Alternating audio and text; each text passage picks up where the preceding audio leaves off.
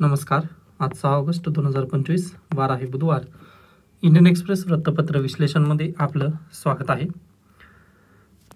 लोकसत्ताची PDF येण्यासाठी थोडासा विलंब आहे पहा, व अगदीच माझं इंडियन एक्सप्रेस वाचन झालं होतं.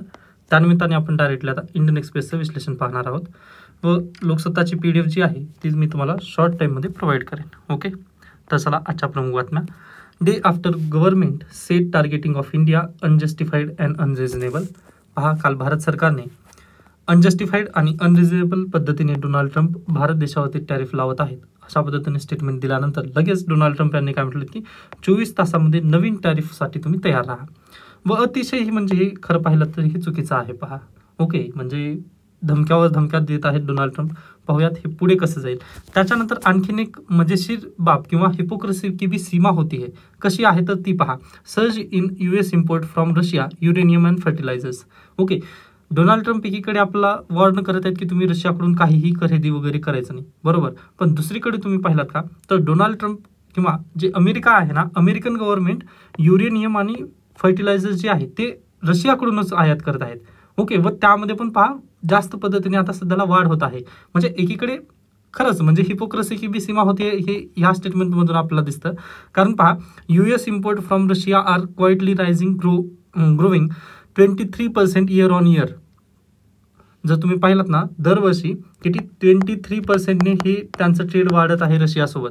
व ते आम्हाला सांगत आहेत की तुम्ही ट्रेड बंद करा रशियासोबत. का तर फक्त आम्ही रशियाचं रुबल आणि भारतीय रुपया याची करन्सी यूज करत आहोत या कारणानिमित्त. तर हे अतिशय चुकीचं आहे पहा. कारण आजचं आर्टिकल पण आलेलं आहे एक, त्यामध्ये आपण ही विस्तृतरित्या पाहणारच आहोत. ओके, त्याच्यानंतर पुढे चला. इथेच पहा आणखीन एक बातमी महत्त्वाची. तर रशियाने लगेच वॉर्न केलेलं आहे भारत देशाला की बा तुम्ही तुमचं पार्टनर चूज करा. ओके, तुम्हाला एकतर USA सोबत जायचं आहे किंवा रशियासोबत राहायचं आहे. मग अगदीच पहा, खऱ्या अर्थाने जर तुम्ही पाहिलात तर 1971 पासून भारत देशाचा इतिहास राहिलेला आहे. तर आपला संकट काळात मदत कोण करतं तर रशिया करतं. त्यामुळे अगदीच आपण ट्रस्ट ठेवू शकतो पहा रशियावरती.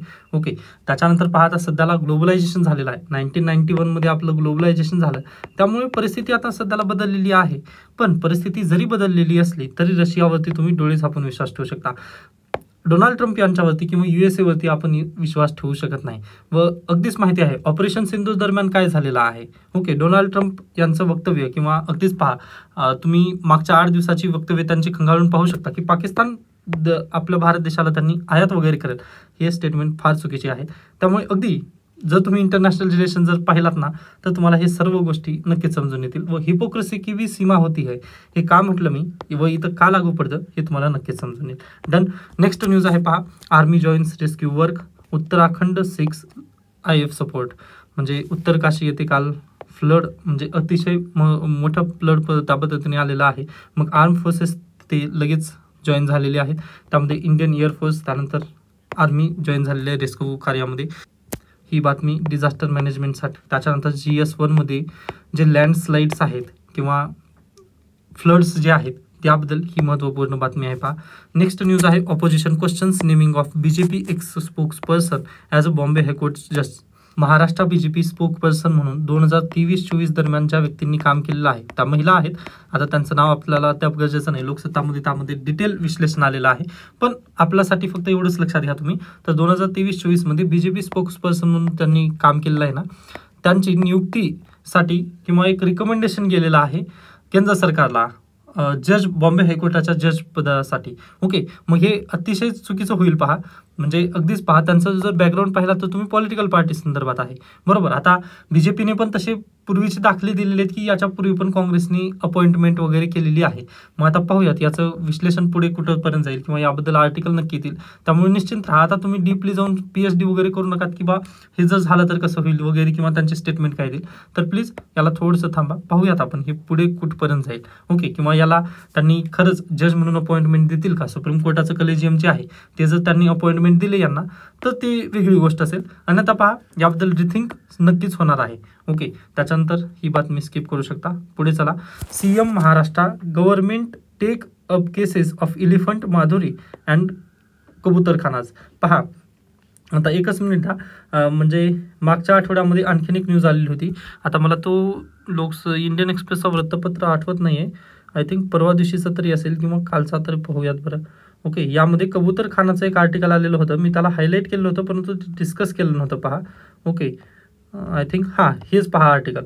या आर्टिकलमध्ये काय झालेलं आहे तर बॉम्बे हायकोर्टाचं एक जजमेंट आलं व बॉम्बे हायकोर्टाने काय केलेलं आहे पहा, जे कबूतरखाने आहेत त्याला शटडाऊन करून टाकलेलं आहे. मग ह्या केसेसला आपण आता बॉम्बे हायकोर्टाचं जे जजमेंट आलं कबूतरखान्याला बंद करण्याचं, त्याला सुप्रीम कोर्टामध्ये महाराष्ट्र गव्हर्नमेंट घेऊन जाणार आहे. त्यासोबतच आणखीन एक महत्त्वाची म्हणजे महादेवी हत्ती, ओके, याला वंतारामधून वापस आणण्यासाठी सुप्रीम कोर्टामध्ये परत एकदा अपील फाईल करण्यात येणार आहे. ओके, तर पाहूयात आता याचं पुढे जाऊन काय होतं किंवा सुप्रीम कोर्ट याबद्दल काय निर्णय देईल. ओके, तर आता महाराष्ट्र गव्हर्नमेंट यामध्ये उडी घेतलेली आहे व सुप्रीम कोर्टामध्ये त्यांनी परत एकदा रिव्ह्यू पिटिशन फाईल करणार आहेत महादेवी हत्तीबद्दल आणि कबूतरखान्याबद्दल त्यांनी काय डायरेक्टली बॉम्बे हायकोर्टाच्या जजमेंटला चॅलेंज करणार आहेत सुप्रीम कोर्टामध्ये.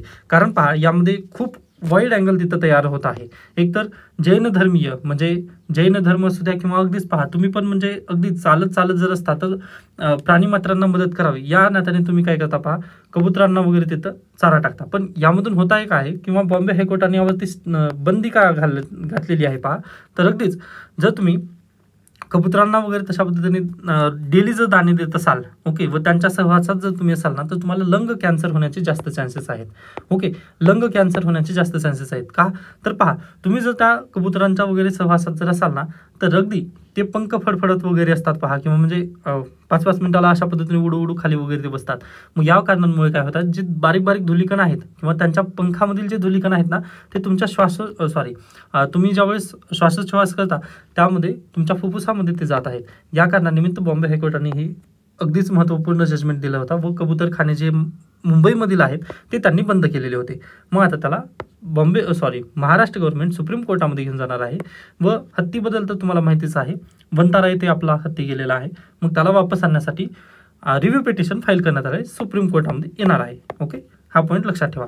त्याच्यानंतर सत्यपाल मलिक यांचं निधन झालेलं आहे. आज आर्टिकल त्यांच्याबद्दल आलेले नाहीत, इव्हन लोकसत्तामध्ये पण आर्टिकल आलेलं नाही, पण आगामी काळामध्ये त्यांच्याबद्दल डिटेल व्यक्तिवेदमध्ये माहिती येईल, त्यावेळेस आपण याला नक्की डिस्कस करूयात. ओके, पुढे चला. नेक्स्ट आहे पहा editorial page, simply Indian. Okay, आता काल टेस्ट मॅच झाली व भारताचा त्यामध्ये विजय झाला.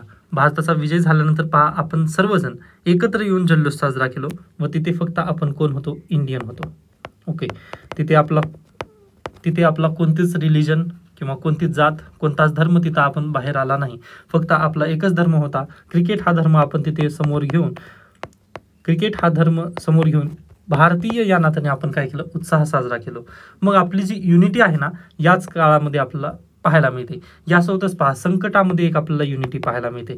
ज्या वेळेस संकट वगैरे येतील भारत देशावरती त्यावेळेस आपण अगदीच पहा सर्व काही आपला जात धर्म द्वेष सर्व काही विसरून आपण काय करतो पहा, एकत्र येऊन काम करतो. अगदी जसं आपण पाहिलेलं आहे ऑपरेशन सिंधू दरम्यान आपण सर्वजण एकत्र आलेलो होतो. ओके, म्हणजे अगदीच पहा ना तुम्ही ज्यांचे स्टेटमेंट अगदी तशा पद्धती म्हणजे थोडंसं भारत विरोधी असल्या पद्धतीने आपल्याला वाटतात ना ते पण एकत्रित आलेले होते ऑपरेशन सिंधू दरम्यान. त्यामुळे इंडियन क्रिकेट आणि ज्यावेळेस ऑपरेशन सिंधूर किंवा अगदी संकट तुम्ही म्हणू शकता, आता उत्तरकाशी येथे फ्लड आलेला आहे त्यावेळेस पण आपण सर्वजण एकत्र येतो, म्हणजे संकटाच्या घडीमध्ये पण आपण एकत्र असतो.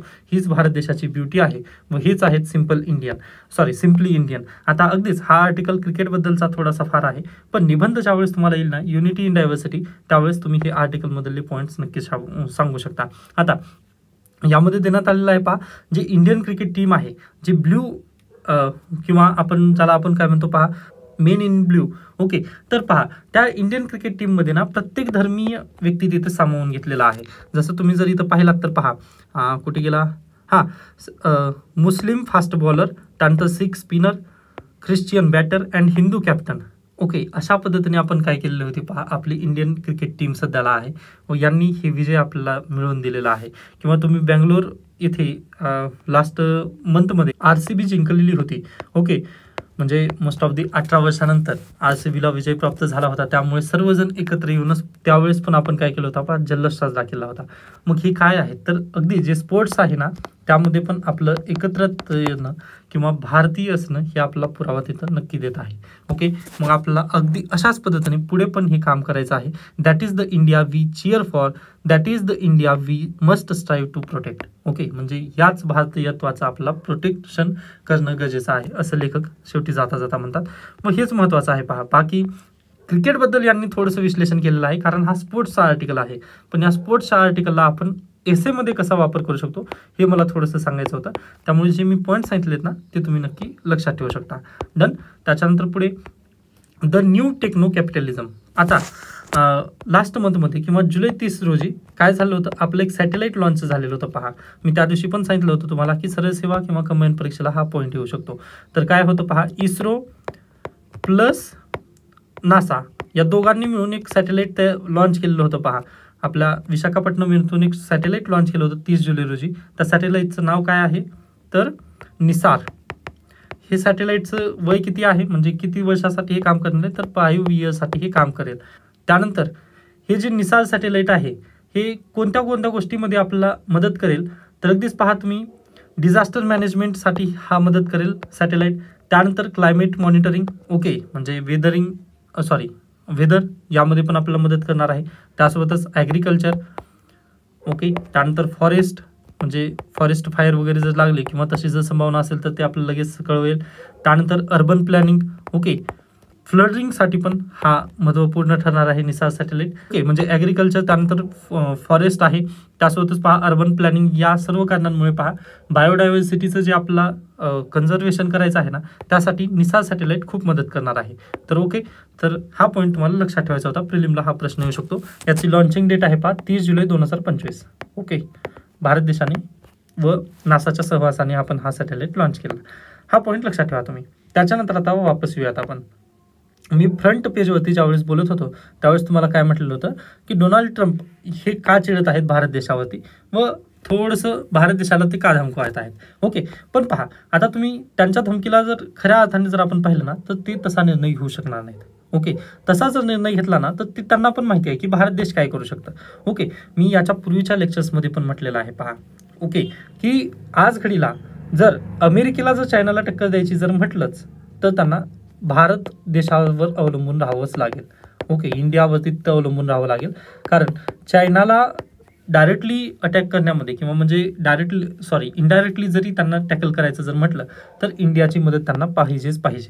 कारण पहा, पाकिस्तानची ते मदत घेऊ शकत नाहीत. पाकिस्तानची जर मदत घेतलं तर ऑलरेडी पाकिस्तान चायनाच्या गोदीमध्ये जाऊन बसलेला आहे असं तुम्ही डायरेक्टली म्हणू शकता.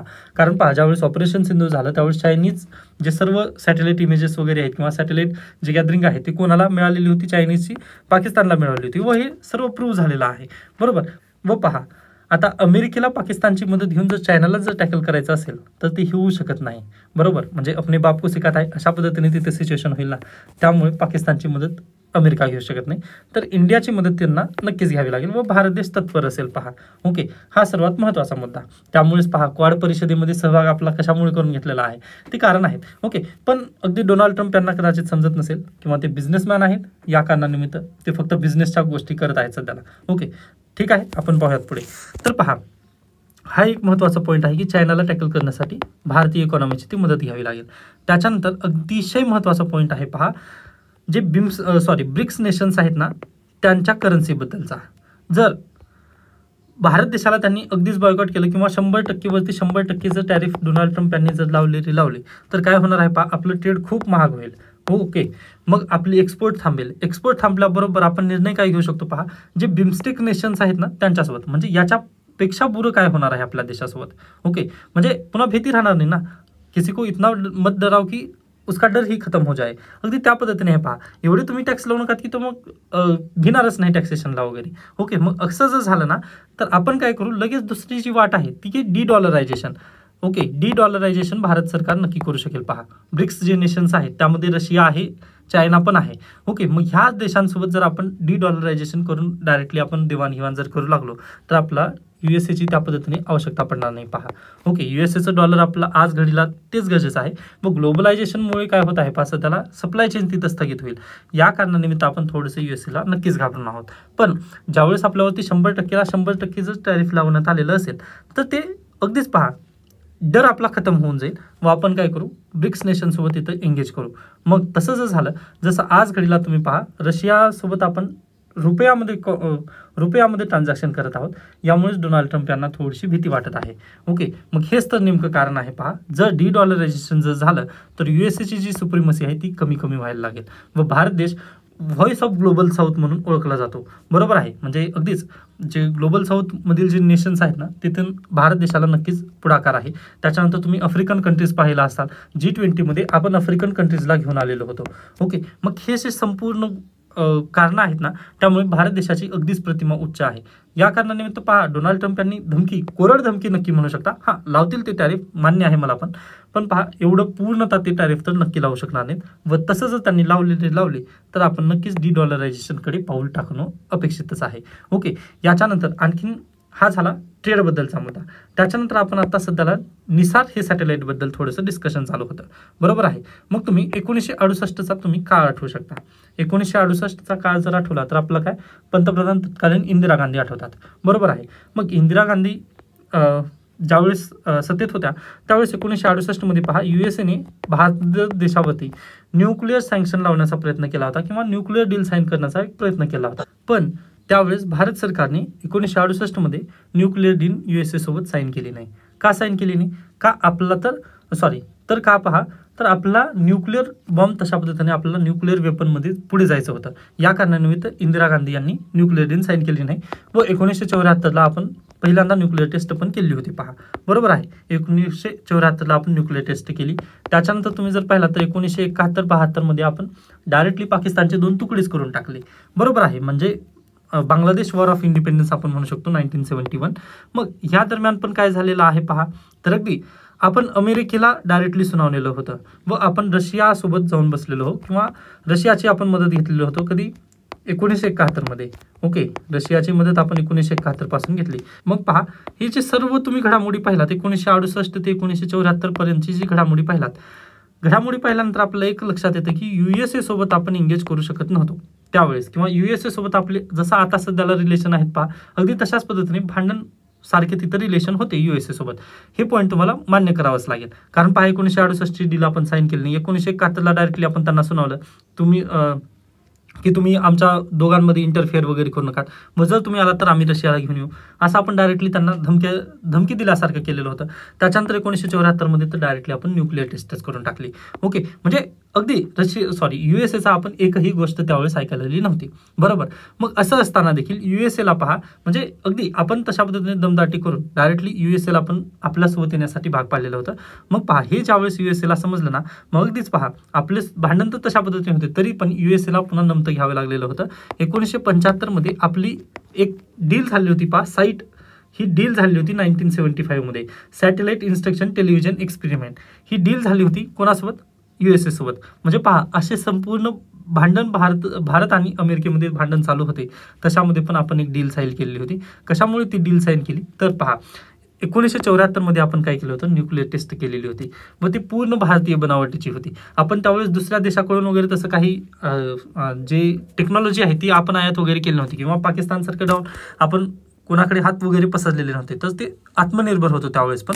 व आज घडीला आपण आत्मनिर्भर आहोत हे आपण डंका देऊन सांगू शकतो. पहा, तर अगदी याच धर्तीवर पहा, पुन्हा 1975मध्ये अमेरिका आणि भारताने एक डील साईन केली होती. त्याच्यानंतर पहा, आपलं इस्रो पण तशाच पद्धतीने स्थापन झालेलं आहे. ओके, क्रायोजेनिक जे इंजिन आहे ते आपण आयात करण्याचा प्रयत्न करत होतो, पण अमेरिकेने आपल्यावरती सँक्शन लावले. या कारणाने पहा, भारत सरकारने थोडासा वेळ दिला पण किंवा इस्रोने थोडासा वेळ घेतला, पण आपण स्वतःचं तिथे आत्मनिर्भर इस्रोमध्ये पण केलेलं आहे.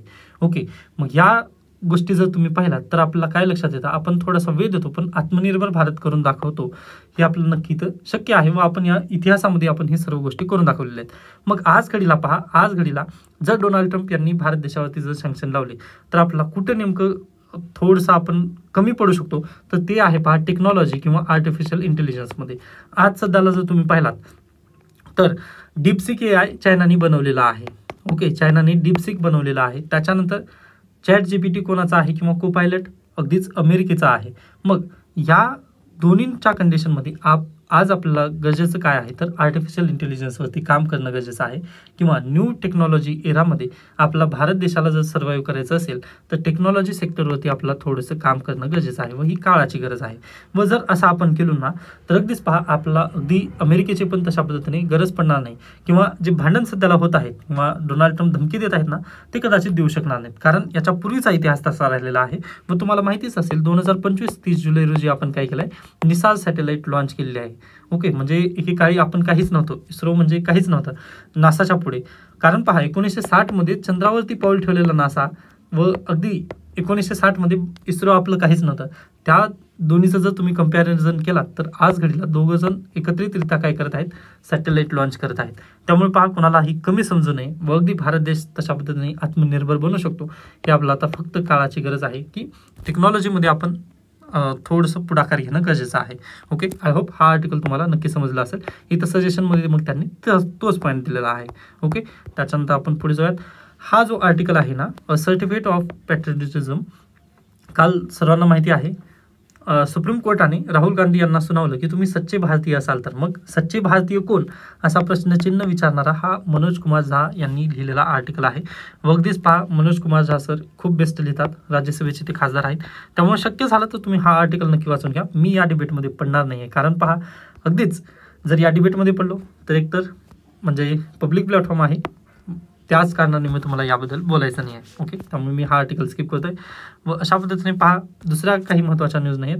पार्लिमेंटमध्ये म्हणजे अगदी पंतप्रधान नरेंद्र मोदी यांनी म्हणत आहेत की ते स्वतःच्या पायावर वगैरे कुऱ्हाड मारून घेत आहेत, पण या न्यूज आपल्यासाठी गरजेच्या नाहीत. पहा पार्लिमेंटची स्थिती काय आहे ती आपण याच्यापूर्वी पण डिस्कस केलेलंच आहे. आपण आता इथे थांबूयात. याबद्दल काही शंका काही सजेशन असतील तर नक्की सांगू शकता. धन्यवाद.